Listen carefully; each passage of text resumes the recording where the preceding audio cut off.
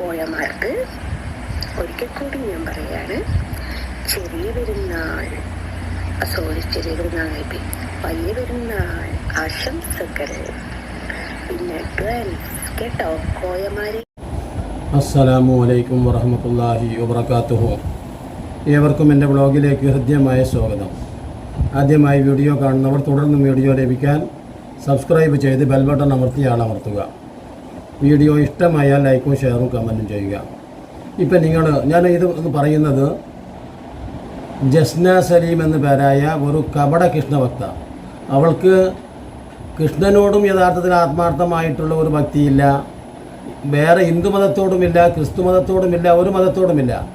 മറിച്ച് ഏതോ ഒരു ഇസ്ലാമിൻ്റെ പേര് സ്വീകരിച്ച് എന്നിട്ട് മുസ്ലിങ്ങൾക്കെതിരെ തെറി പറഞ്ഞ് ഇല്ലാത്തത് പറഞ്ഞ് പച്ച നുണ പറഞ്ഞ് അഥവാ പ്രകോപനമുണ്ടാക്കുക, അഥവാ വർഗീയത പറയുക. അതാണ് യഥാർത്ഥത്തിൽ ഇപ്പോൾ ഇവൾ മതം വിട്ടു മനുഷ്യരായിട്ട് തികച്ചും സമൂഹത്തിൽ തമ്മിലടിപ്പിക്കുക, വർഗീയത ഉണ്ടാക്കുക എന്ന ഒരേ ഒരു ലക്ഷ്യമാണ്. നമ്മളൊക്കെ സാധാരണ പറയും മതത്തിൻ്റെ പേരിലാണ് തമ്മിലടിക്കുക, വർഗീയത ഉണ്ടാക്കുക എന്നൊക്കെ. എന്നാൽ ഇപ്പോൾ ഈ ജസ്ന സലീം എന്ന് പേരായിട്ടുള്ള ഈ ഉഡായിപ്പ് സ്ത്രീ അഥവാ യഥാർത്ഥത്തിൽ ഇസ്ലാം വിട്ടു. സ്വാഭാവികമല്ലേ എത്രപ്പോൾ ആളുകൾ ഇസ്ലാം വിടുകയും അല്ലെങ്കിൽ ഇസ്ലാമിലേക്ക് വരികയും ഹിന്ദുമതം വിടുകയും ഹിന്ദു മതത്തിലേക്ക് വരികയും. ഇപ്പോൾ അലി അക്ബർ എന്ന പേരായിട്ടുള്ള ഒരു സംവിധായകൻ, നമുക്ക് സമൂഹത്തിൽ അറിയപ്പെടുന്ന ഒരു പ്രസിദ്ധനായ സിനിമാ സംവിധായകനും നിർമ്മാതാവും ഒക്കെയായ അലി അക്ബർ ഇസ്ലാം വിട്ടു. എന്നിട്ട് അദ്ദേഹം രാമസിംഹൻ എന്ന പേര് സ്വീകരിച്ചു. അദ്ദേഹത്തിന് ഒരു രോമത്തിന് പോലും ഒരു ഭീഷണിയും ഉണ്ടായിട്ടില്ല, നമുക്കൊക്കെ അറിയാം. അതോടൊപ്പം തന്നെ എത്രയോ ആളുകൾ അങ്ങനെ ഇസ്ലാം വിട്ടവരുണ്ട്, ഇസ്ലാമിലേക്ക് വന്നവരുണ്ട്, ഹിന്ദുമതം വിട്ടവരുണ്ട്, ക്രിസ്ത്യാനിറ്റിയിലേക്ക് പോയവരുണ്ട്, അല്ലേ? ധാരാളം നമുക്ക് കാണാൻ കഴിയും. അതിനൊക്കെ ഉള്ള സ്വതന്ത്രാവസ്ഥ അഥവാ ഇഷ്ടമുള്ള ചിന്താഗതി ആരാണ് എതിർക്കപ്പെടുന്നത്? പരിശുദ്ധ ഖുർആന്റെ വചനം തന്നെ ലാ ഇക്റാഹ ഫിദ്ദീനി കത്തബയ്യന റുഷ്ദു മിനൽ ഗയ്യ്. ആർക്കെങ്കിലും ഒരു നിരക്കും എന്തില്ല ബലപ്രയോഗമോ അല്ലെങ്കിൽ ഉപഹാരമോ, നമ്മളൊക്കെ ഓഫീസിൽ എഴുതി വെക്കുന്നത് പോലെ ഏതെങ്കിലും ആഫീസർമാർക്ക് ഉപഹാരം കൊടുത്ത് പണം കൊടുത്ത് കൈക്കൂലി കൊടുത്ത് എന്തെങ്കിലും കാര്യങ്ങൾ നേടിയെടുക്കുക എന്ന് പറഞ്ഞാൽ അത് ശിക്ഷാർഹമാണ് എന്ന് പറയുന്നത് പോലെ തന്നെ ഈ പരിശുദ്ധ ഇസ്ലാമിലേക്ക് അത്തരത്തിലാണ് ഒരാൾ വന്നതെങ്കിൽ ആ വരുത്തിയവനുക്കും ശിക്ഷാർഹമാണ്, ആ വന്നവന് അതിലേറെ ശിക്ഷാർഹമാണ്. കാരണം അയാൾ സ്വന്തം മനസ്സിലാക്കി അറിഞ്ഞുകൊണ്ട് വരിക എന്നല്ലാതെ ഒരിക്കലും ഇത്തരത്തിലുള്ള പ്രലോഭനങ്ങളോ അല്ലെങ്കിൽ അതിനോടുള്ള വെറുപ്പോ ഒന്നുമില്ല. മാത്രമല്ല ഈ സ്ത്രീ പറയുന്നത് മുസ്ലിങ്ങൾ മാത്രമാണ് ഇത്ര യഥാർത്ഥത്തിൽ അസഹിഷ്ണുക്കാർ. അഥവാ ഇസ്ലാമിൽ നിന്ന് ആരെങ്കിലും, ഇപ്പം ഓള് പോയി എന്നാണ് പറയണത്, ഓള് ഹിന്ദു മതത്തിലേക്ക് പോയി അല്ലെങ്കിൽ ഓള് മതം വിട്ടു നിരീശ്വരവാദിയായി ആരാണ് അവളെ സംബന്ധിച്ചിടത്തോളം അതൊരു വിഷയമേ ആയിട്ട് പോകുന്നത്. ഓരോ ദിവസങ്ങളും ലക്ഷക്കണക്കായ ആളുകളാണ് ഇസ്ലാമിലേക്ക് വന്നുകൊണ്ടിരിക്കുന്നത്. ഇനി അതെല്ലാം ലക്ഷക്കണക്കിന് വിട്ടുപോയി എന്നാണ് വിചാരിക്കുക. പരിശുദ്ധ ഖുർആനിൽ ഒരു വചനമുണ്ട്, അതുകൂടെ ഞാനിവിടെ പറയുകയാണ്. വല്ലദീ അർസല റസൂലഹു ബിൽ ഹുദാ വദീനിൽ ഹഖ് വകഫാ ബില്ലാഹി ഷഹീദ. പരിശുദ്ധമായ ഈ മതത്തിൽ ആരും നിന്നില്ല എന്നതുകൊണ്ട് പ്രവാചകരെ അങ്ങ് എന്തിനാണ് ബുദ്ധിമുട്ടുന്നത്, പ്രയാസപ്പെടുന്നു? ഒരിക്കലും. അതൊക്കെ അവർക്ക് നഷ്ടം, ആ പോയവർക്ക് നഷ്ടം. എങ്ങനെയുള്ള നഷ്ടം? ദുന്യവിയായ ഭൗതികമായ ഈ ജീവിതത്തിലുള്ള നഷ്ടമല്ല പറയുന്നത് ഇസ്ലാം, മറിച്ച് പാരത്രികമായിട്ട് വരാനുള്ള ഒരു ജീവിതത്തെക്കുറിച്ച് ഊന്നി പറഞ്ഞിട്ടുള്ള ഒരു വേദഗ്രന്ഥമാണ് പരിശുദ്ധ ഖുർആനും പ്രവാചകനും. അതുകൊണ്ടാണ് ഇസ്ലാം കാര്യം 5 എന്ന് പഠിപ്പിക്കുമ്പോൾ തന്നെ ഈമാൻ കാര്യം 6 എന്ന് പഠിപ്പിക്കുന്നത്. അത് വിശ്വാസ കാര്യമാണ്. പ്രവാചകൻ്റെ ആദ്യകാലത്തൊന്നും ഇസ്ലാമിൽ കർമ്മമേഖല രൂപപ്പെട്ടിട്ടില്ല. എന്ന് പറഞ്ഞാൽ ഈമാൻ എന്ന് പറയുന്ന വിശ്വാസ ദൃഢത കൊണ്ടുവരികയായിരുന്നു. അതാണ് പ്രവാചകൻ്റെ മക്ക ജീവിതത്തിൽ ഒരിക്കലും ഒരു കർമ്മങ്ങളും നിർബന്ധമായിട്ടില്ല. അത് നമ്മൾ പ്രത്യേകം മനസ്സിലാക്കണം. എന്തുകൊണ്ടാണ്? അവരെ സംബന്ധിച്ചിടത്തോളം അവരിൽ വിശ്വാസം ഊട്ടി ഉറപ്പിക്കുകയായിരുന്നു. ആ വിശ്വാസമില്ലാത്ത ഒരു സമൂഹത്തിന് പിന്നെ എന്ത് കർമ്മങ്ങളാണ്? അപ്പോൾ ഇസ്ലാമും ഈമാനും തമ്മിൽ ബന്ധപ്പെട്ടതാണ്. അഥവാ ഈമാനും ഇസ്ലാമും അത് പ്രധാനം വിശ്വാസമാണ്. അതല്ല നമ്മളെല്ലാവരും പറയുന്നുണ്ടല്ലോ, ഇപ്പോൾ ഒരു വ്യാജ ഡോക്ടർ ചികിത്സിച്ച് രോഗം മാറിയാൽ പോലും അതൊരു വിശ്വാസമാണെന്ന് പറയാറില്ലേ? അപ്പോൾ എന്നതുപോലെ ആദ്യം ഈ ഈമാൻ്റെ കരുത്ത്, ഇത് പരിപൂർണമായിട്ടും സത്യമാണ് എന്ന അടിസ്ഥാന സിദ്ധാന്തം, അതാണ് ഇസ്ലാം മുന്നോട്ട് വെക്കുന്നത്. മുസ്ലിങ്ങൾ എന്ന് പറയുന്ന മുഅ്മിനുകൾ, അതാണ് ഇസ്ലാം കർമ്മമേഖലയും ഈമാൻ വിശ്വാസ മേഖലയുമാണ്. അപ്പോൾ ആ വിശ്വാസത്തിൽ വന്നല്ലാതെ കർമ്മമേഖലയെ നിർദ്ദേശിച്ചിട്ട് ഒരു കാര്യവുമില്ല എന്ന് അടിസ്ഥാനപരമായി ശാസ്ത്രീയമായി അതിൻ്റെ അടിത്തറ ഉറപ്പിക്കുകയും നോക്കണം. ഈമാൻ എന്ന അടിത്തറയിലാണ് യഥാർത്ഥത്തിൽ ഇസ്ലാം എന്ന സ്തംഭത്തെ നിർത്തിയത്. നമുക്കൊക്കെ അറിയാം, അടിത്തറ ശക്തിപ്പെട്ടില്ലെങ്കിൽ പിന്നെ അതിൽ പടുത്തുയർത്തുന്ന കാലുകൾക്ക് കോലുകൾക്ക് എന്തുറപ്പാട്? നമ്മളൊക്കെ പറയുമല്ലോ, അസ്ഥിവാരം ഇടുക എന്നതാണ് ഈ ഇസ്ലാം കൊണ്ട് ഉദ്ദേശിച്ചത്. അതോടൊപ്പം തന്നെ അതിൻ്റെ അടിത്തറ പാകുക എന്നതാണ് ഈമാൻ കൊണ്ട് വിശ്വസിക്കുന്നത്. അപ്പോൾ അടിത്തറയാകുന്ന ഈമാൻ ഉറപ്പിച്ച് നിർത്തിയാൽ മാത്രമേ യഥാർത്ഥത്തിൽ ഇസ്ലാമിക കർമ്മങ്ങൾക്ക് പ്രത്യേകതയുള്ളൂ. അപ്പോൾ ഇവിടെ ഏതെങ്കിലും ഒരു ജസ്ന സലീം അവൾ മതം വിട്ടു, അല്ലെങ്കിൽ എത്രയാണ് ഇപ്പോൾ ജാമ്യത എത്ര കാലമായി ഈ മതത്തെ പരിഹസിച്ചു നിന്ദിച്ചു കൊണ്ടിരിക്കുന്നു. ഈ പറയുന്ന ജസ്നയേക്കാൾ ബുദ്ധിയും കാര്യപ്രാപ്തിയും വിവരവുമുണ്ട്. അതോടൊപ്പം തന്നെ ആരിഫ്, ലിയാക്കത്ത്, അതോടൊപ്പം തന്നെ ഒട്ടനേകം ഈ ഞാൻ നേരത്തെ പറഞ്ഞ രാമസിംഹൻ എന്ന അലി അക്ബർ. പക്ഷേ അതിൻ്റെ നമുക്കൊക്കെ അറിയാൻ കഴിയുന്നു, ഈ മതത്തിൻ്റെ പ്രത്യയശാസ്ത്രത്തിൻ്റെ പ്രസക്തി ലോകത്ത് വർദ്ധിച്ചു വരികയാണ്. ആരെത്ര നിഷേധിച്ചിട്ടും കാര്യമില്ല. കാരണം ലോകത്ത് ഒരു സെമിറ്റിക് സിസ്റ്റത്തിലൂടെ അതിൻ്റെ ആദർശം ഈ ലോകത്ത് കിയാമം വരെ എന്ന് നമ്മൾ പറയും. അഥവാ കാലാകാലം ഈ ലോകം നശിക്കുന്നത് വരെ നിലനിൽക്കത്തക്കതായ രീതിയിലുള്ള ഒരു അത്ഭുതകരമായ അഥവാ പ്രതിഭാസം എന്ന് പറഞ്ഞാൽ അറബിയിൽ മൂജിസത്ത്, അസാധാരണത്വം. ഉദാഹരണം യേശുവിനെ കുറിച്ച് പറയുന്നിടത്ത് അത് പറയുന്നുണ്ട്, മരിച്ചവരെ പുനർജനിപ്പിക്കുക. അപ്പോൾ ഇത്തരത്തിലുള്ള അതിൻ്റെ അസാധാരണത്വം അല്ലെങ്കിൽ അത്ഭുതം എന്ന നിലയ്ക്ക് അള്ളാഹു പരിശുദ്ധ ഖുർആൻ തന്നെ പറയുന്നു, ഇന്നാ നഹ്നു നസ്സൽനാ ദിക്റ വ ഇന്നാ ലഹു ലഹാഫിദൂൻ. ഇത് നമ്മൾ ഇറക്കിയതാണെന്ന് അവകാശവാദം ഉന്നയിക്കുന്നുണ്ട്. അതുകൊണ്ടാണ് 1400 കൊല്ലം കഴിഞ്ഞിട്ട് പോലും അതിന് സമാനമായ ഒരു ചെറിയ വചനം പോലും കൊണ്ടുവരാൻ സാധിക്കാതെ പോയത്.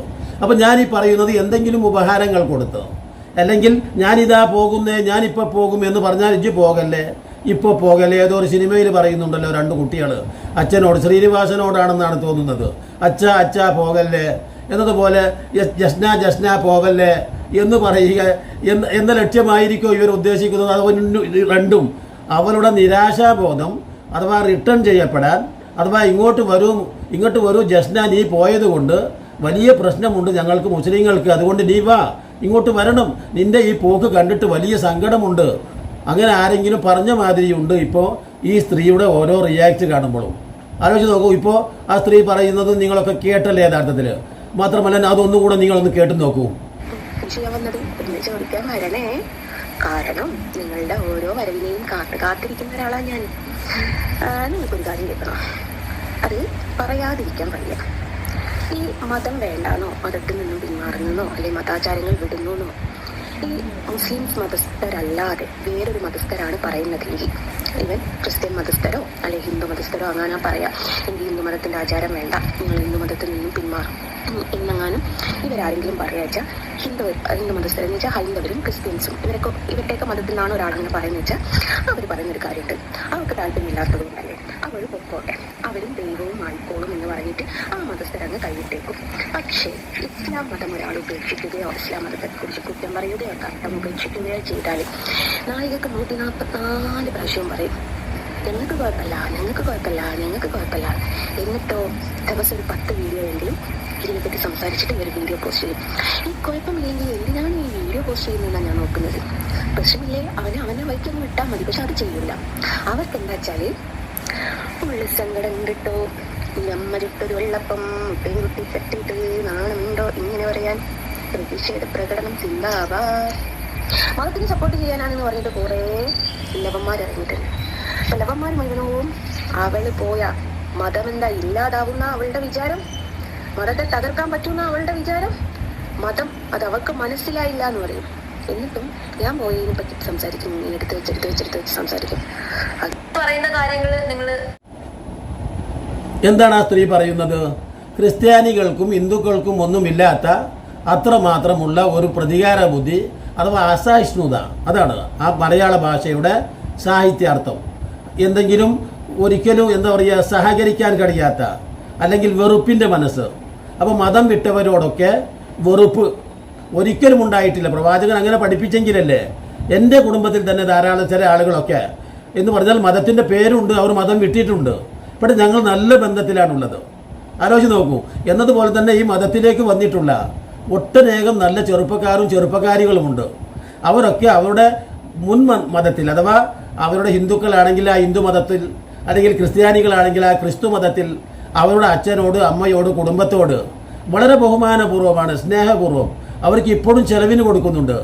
നിങ്ങളോട് യഥാർത്ഥത്തിൽ എന്ന് പറഞ്ഞാൽ നിഷിദ്ധമായ കാര്യങ്ങൾ അടിച്ചേൽപ്പിക്കാത്തിടത്തോളം കാലം, ദൈവീക വിരുദ്ധത നിങ്ങളോട് അടിച്ചേൽപ്പിക്കാത്ത കാലം നിങ്ങൾ അവർക്ക് രക്ഷ ചെയ്യുക, നിങ്ങൾ അവർക്ക് ഗുണം ചെയ്യുക എന്ന് പഠിപ്പിച്ച ഒരു മതത്തിൻ്റെ അനുയായിയാണ് ഞാനും. അഥവാ ഈ ദീനിൻ്റെ പ്രത്യേകത അതാണ്. അതുകൊണ്ട് തന്നെയാണ് ഇതിൻ്റെ പ്രത്യേകത ഡൈനാമിക് റിലീജനാണ്. ഇത് അടിയിലേക്ക് എത്ര താഴ്ത്തുന്നുവോ അതിൻ്റെ 4 ഇരട്ടി കണ്ട് അത് ഉയരത്തിലേക്ക് പോകും. അതാണ് ഡൈനാമിക് റിലീജൻ എന്ന് ആധുനിക ശാസ്ത്രജ്ഞർ പോലും ഈ മതത്തെക്കുറിച്ച്, ഈ ദീനിനെ കുറിച്ച് പറയുന്നത്.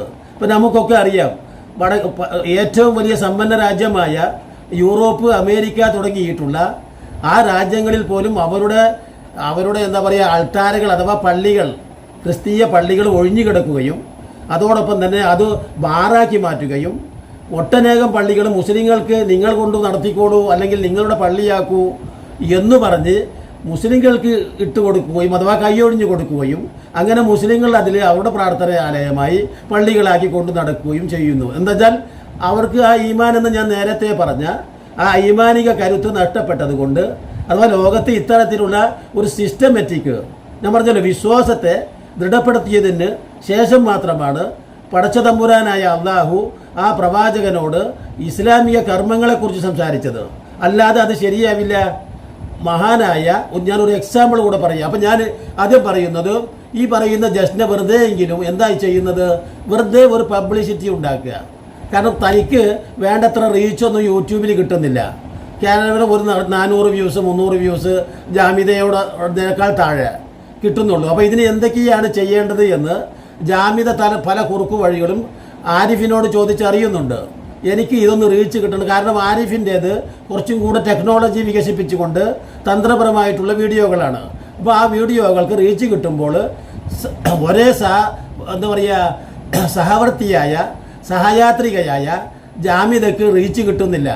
അപ്പോൾ ജാമിദ ആരിഫിനോടും ലിയാക്കത്തിനോടും എനിക്ക് റീച്ച് കിട്ടാൻ ഞാൻ എന്തു ചെയ്യണം എന്ന് അന്വേഷിച്ചു കൊണ്ടിരിക്കുകയാണ്. പക്ഷേ അവൾക്ക് അതിന് ഉത്തരം കിട്ടുന്നില്ല. അതുകൊണ്ട് തന്നെ അവൾ ഒരു ദിവസം 24 25 വീഡിയോകൾ അപ്ലോഡ് ചെയ്ത് യൂട്യൂബിൽ കയറ്റുന്നുണ്ട്. പക്ഷേ അവൾക്ക് എന്നിട്ടും അവളുടെ എന്താ പറയുക അവളുടെ വയറ് നിറയ്ക്കാനുള്ള അവസ്ഥയൊന്നും ഇപ്പോൾ യൂട്യൂബിൽ കിട്ടുന്നില്ല. യൂട്യൂബിൽ തന്നെ ഇത്തരത്തിലുള്ള ആളുകളെ അവരുടെ അൽഗോരിതം നോട്ട് ചെയ്യുന്നുണ്ട്. കാരണം ഇവൾ വെറും പൈസയ്ക്ക് വേണ്ടി വേണ്ടാത്തതും പച്ച നുണയും പടച്ചു വിടുകയാണ് എന്ന് അതിൻ്റെ ആൽഗോരിതത്തിന് അറിയാവുന്നത് കൊണ്ടാണ് ഇത്തരത്തിലുള്ളവരുടെ വീഡിയോക്ക് ഈ പറയുന്ന യൂട്യൂബ് റെക്കമെൻഡേഷൻ പോവാത്തത്.